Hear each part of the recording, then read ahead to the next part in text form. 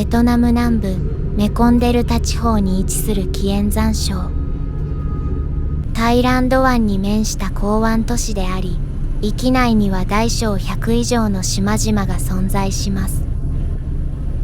今回訪れるのは、あまたある島々の一つ、本村島。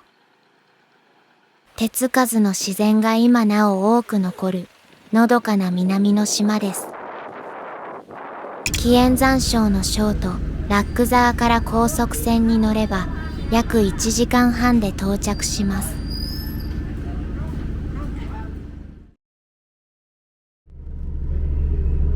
本村島が見えてきました。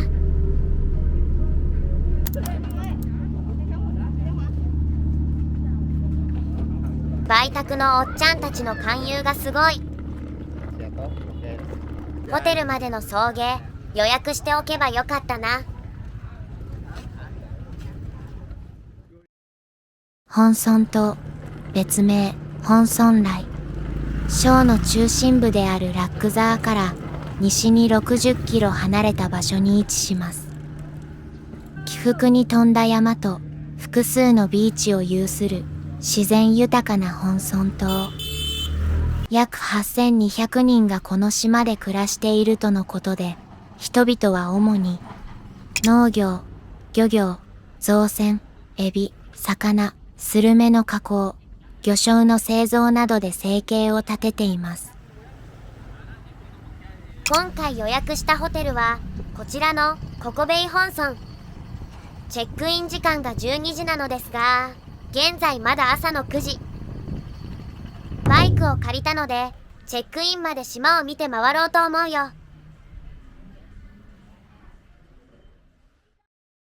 島内に公共交通機関はなく、グラブなどのカーシェアリングサービスはおろか、タクシー会社もありません。そもそもトラックや工事車両以外の乗用車はほぼ走っていないと言った方が正しいでしょう。そのため島内の移動はバイク一択となります。島内は交通量が少なく、信号もありません。気になるものを見つけたら自由にバイクを止め、周囲を散策することができます。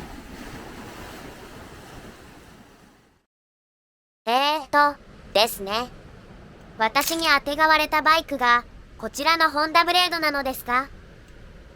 そもそも私が自動遠心クラッチ特有のギアチェンに慣れていないことに加え、エンストしない仕組みのはずなのにエンストしまくる、めっちゃピーキーな個体でした。いくら交通量が少ないと言っても、これはちょっと怖いですよ。映像には残していないですが、エンジンがかからなくなったり、バイクのセンタースタンドが戻らなくなったりと、いろいろ苦戦しておりました。汗でびしょびしょだし、靴も土まみれになっちゃった。今回、車載動画を撮ろうと思って GoPro を持ってきたのに、本体の電源系統がお亡くなりになったようで電源が入らないし、全然ついてない。私が今いるのは、フライリゾートというホテルに併設されているカフェ。三角形をいくつも組み合わせたかのような外観と内装がおしゃれですよね。わあ、いい眺め。最初からこのホテルに泊まっておけばよかったんじゃなかろうか。ホテルに戻ったところ、部屋の準備ができたとのことなので、チェックインしました。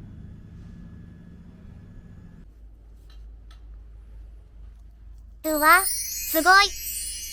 絶景だ。このつよつよなロケーションこそがこのホテルの強みだな。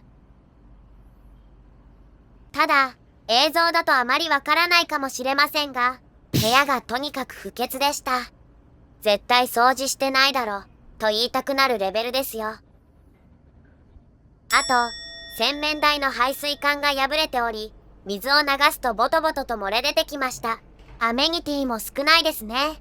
トイレットペーパーに至っては使いかけのが1ロール置いてあるだけだし、宿のスタッフからのホスピタリティは十分に感じられたのですが、清潔感という一点においては最後まで相入れることができなかったな。せっかく素晴らしい景色を望むことができるホテルなのだから、掃除をしっかりやって、ガタが来ている設備を修理して、アメニティを増やすだけでだいぶ良くなると思いました。ああ、お腹すいた。下界まで降りて、遅めのお昼ご飯を食べようと思います。バイクに乗るのが怖いので、徒歩で。この時間に空いているレストランがあまりないですね。海鮮チャーハンを食べることにしましたが、いや、多いな、これ。3人くらいでシェアして、ちょうどいい量なんじゃないか。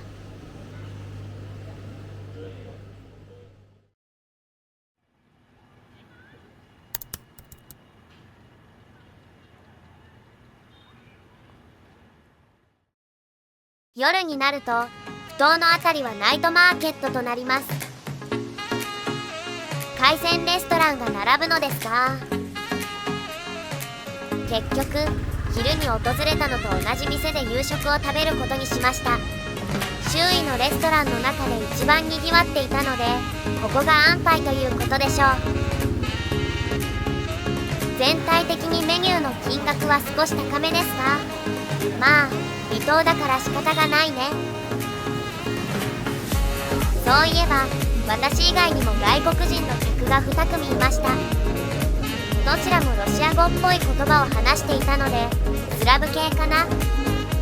ベトナム語は全くできないようで、 Google 翻訳を使って店員とコミュニケーションをとっていましたが、むしろそれでよくここまでたどり着けたな。夜カフェでのんびりしてからホテルに戻ろうと思います。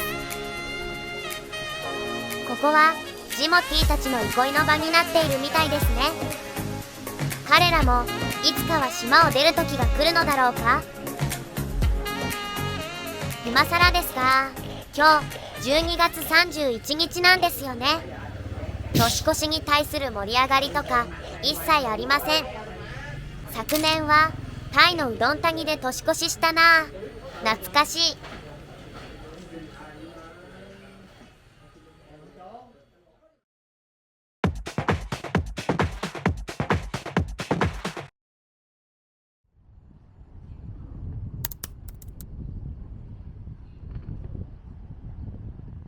おはようございます。今朝食をいただいています。味はノーコメントでお願いします。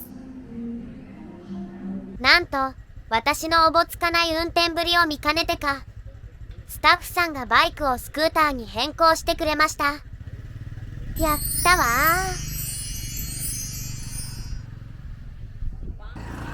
ー。 GoPro が壊れたので、オズモポケットをシャツの胸ポケットに差し込んでいます。全然撮れてない。ここ昨日も来たんだけど、また来ちゃった。昨日は人がいっぱいいたけど、今日は誰もいないね。このビーチはちょっと波が荒いかな。遊泳は危ないかもしれない。慣れた様子で海釣りを楽しむおじさん、足元に気をつけて。オズモポケットだとどうしても映像がガクガクになってしまうな。 GoPro 買い戻すかな。平坦な道だと割と安定して撮影できます。いやー、のどかだ。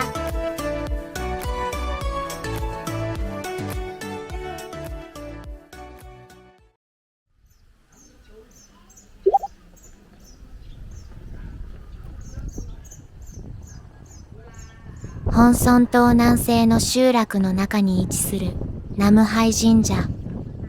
13世紀チャンチョウ時代の武将であるナムハイ将軍を祀った神社です。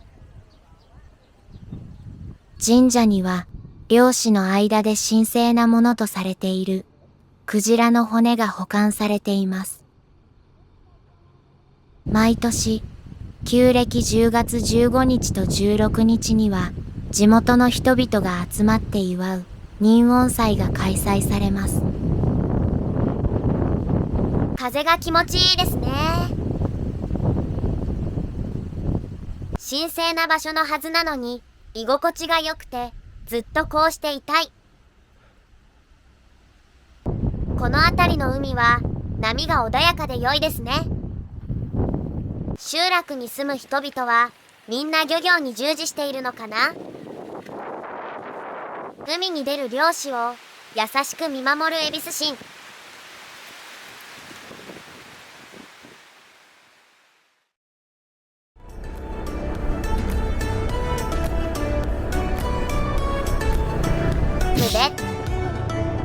謎の煙に襲われた。左手には海、右手には山。絶景だな。海に向かって伸びたヤシの木が屈指の映えスポットらしいです。あと砂浜に結構ゴミが落ちているのが気になる。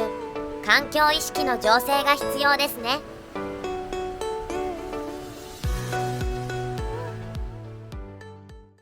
山道を走ってたら良い感じのカフェを見つけてしまったかも。すごいすごいすごい。超穴場スポットに出会ってしまった。こちらの特等席でチェアリングしながら海を眺めたいと思います。こんな絶景をわずか4万から5万ドン程度の飲み物だけで楽しめてしまうなんて。もう本当に良すぎて飲み物をおかわりして3時間近くここで過ごしていました。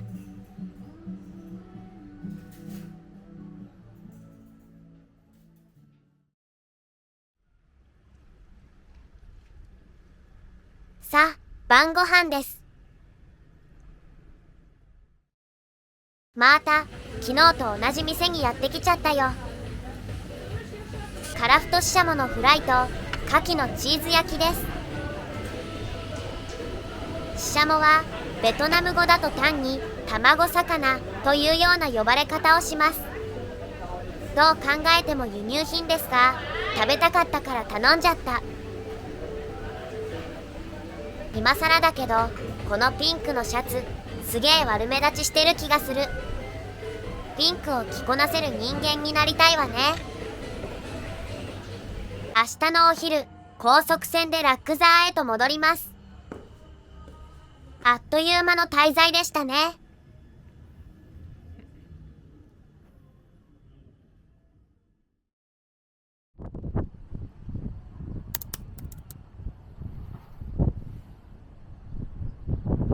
最終日ですが、本日も朝からバイク爆走人生です。ようやく運転に慣れてきました。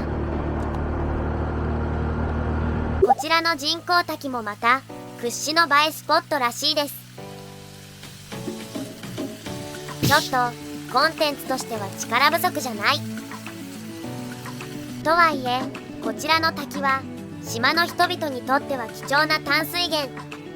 その意義はとても大きいのですが、写真スポットかと言われると違うような。アイス屋のおじさんがいたのでアイスを買いました。ここ周囲は緑豊かだし水も流れているしですごく涼しい。一見するだけではわからないこの場所の魅力が少しずつ理解できてきたかも。帰りも動画を回したのですが空しか撮れてなかった。12時半発の高速船で帰るのですがまだ時間があります。お腹すいた。朝食をまだ食べてないんですよね。ちょうどふ頭近くのカフェに朝食メニューがありました。豚肉と目玉焼きのせご飯。たまには朝から重い飯を食うのも良いですね。なんか名残惜しいですね。思ったよりも全然過ごしやすい島だったな。水道、電気については整備されていて問題なし、携帯の電波も通じました。ただ、島には銀行や ATM がないから現金は十分に持っていくべきですね。ベトナム在住者だとオンラインでの送金に慣れている人も多いと思いますが、お店によっては現金しか受け付けていないところも多かったです。あと、私としてはバイクの練習になったかなと。最近日本の二輪免許を書き換える形でベトナムの運転免許を取得したのですが、私日本で2年半以上前に免許を取ってから一度もバイクに乗っていなかったのです。いきなりホーチミン市でバイクに乗るのは怖すぎるから、こういう田舎の道で運転に慣れることができてよかった。ふ頭でさっきのアイス屋さんのおじさんに会いました。一箇所で商売をしているわけではなく、人が集まるところをぐるぐる回っているのだな。